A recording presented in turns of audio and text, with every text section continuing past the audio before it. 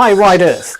If you want serious reviews, the latest motorcycle news, action and sound videos of the hottest motorcycles, join us to Bikers Club.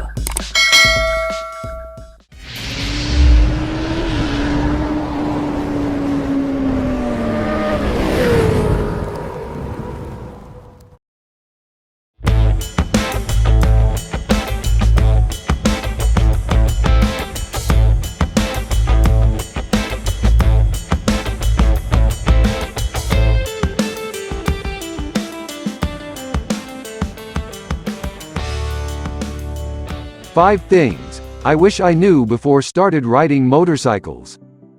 Experience-based tips on how to be safe and have fun on two wheels. When you're young, naive, and just stoked to be on a motorcycle, you don't know how much you don't know. There's something called the Dunning-Kruger effect that holds particularly true for motorcyclists.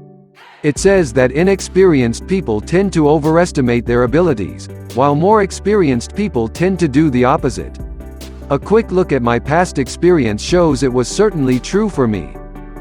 Now that I've been riding a motorcycle for half of my life, I often think back on what I've learned and the things that I wish I had known earlier. Of course, whether or not I would be teachable is a different story. But below are 5 important lessons that I would share with any new rider. Lessons that took me years of experience to learn, but are now invaluable to my everyday riding practices. Riding is a skill that requires practice and education. Becoming a skilled and safe rider takes time, experience, and the willingness to keep learning. The simple fact is that without training, many riders have no idea how wrong the things they do every day really are. Through training, you're able to build a foundation of proper skills and practices to use when you get back out on the road. Professional training may seem expensive, but it's an investment that will pay dividends for years to come. Few things improve your confidence, safety, and general riding ability more quickly than being observed, critiqued, and coached by an expert. The Motorcycle Safety Foundation offers both beginner and advanced riding courses, which are a great place to start. If you aren't in a position to spend money on a course like this, a surprising amount of progress can be made by watching YouTube videos and practicing in a parking lot. And if there isn't anything near you or you prefer to learn on your own, Yamaha's Champ School now offers an online curriculum with videos and drills developed by expert coaches.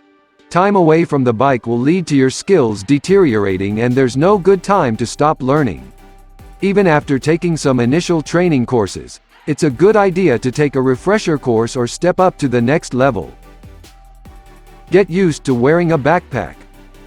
Before getting a motorcycle, most people neglect the fact that unless you're riding a bagger, you're going to need some system to carry all of your things with you. I have gone through more than a few packs in my search for the ultimate moto backpack, always coming back to my old Kriega R25 or my Velomachi Speedway 28L. Both have highly adjustable straps with a pivoting sternum lock. You may find that you prefer to use a tank or tail bag to keep your body unencumbered. There are plenty of great options. Check Burley Brand and Tormaster for tank bags, and again, Kriega for tail bags. Don't ride above your skill level, or push friends to do so. When I was 21, I moved to Colorado with my then girlfriend. Her brother rode a 1979 Suzuki GS 1000 and fancied himself a real motorcyclist. As soon as we were moved in and the bikes were in the garage, he came rolling over and revving his engine to go for a ride. The testosterone was tangible. I wheeled out my 2000 Honda XR 650R, which I had adapted for sporty on-road use, and we took off. I stayed in front for the majority of the ride, which he did not like. He was trying to catch me and riding beyond his limits on a heavy vintage motorcycle with poor brakes. Trying to match my speed into a turn, he went off the road, totaled his bike into some boulders, and was about an inch from smashing his head on a rock. In hindsight, I should have just let him lead. He would have been happy. I would have had the silent satisfaction of feeling like I let him win, and we would both have been home safe at the end of the day. good things very rarely come from challenging a rider to do something they're not comfortable doing. Be encouraging, yes, but also let your friends know that it's okay to take the time they need to learn and progress at their own pace, and accept that same philosophy for yourself. Loud noises and poorly executed stunts are not impressive. Skill is. New riders often have a tendency to reverend up their bikes. A lot. I will admit, revving up certain engines does feel great. As the rider on the bike, there's truly something magical about listening to your engine. But for everyone else, you're just annoying. If you don't know how to wheelie, don't be that person trying to look cool as you leave the bike show. Everyone is just hoping you don't hit their bike. You want to really impress the experienced riders. Show them the low-speed handling benefits of all those parking lot drills you've been doing. Get your jollies elsewhere. The agility motorcycles provide is incredible, and pushing the limits on a bike is one of the greatest thrills on this planet. But doing so on public streets around cars and pedestrians is reckless and unsafe.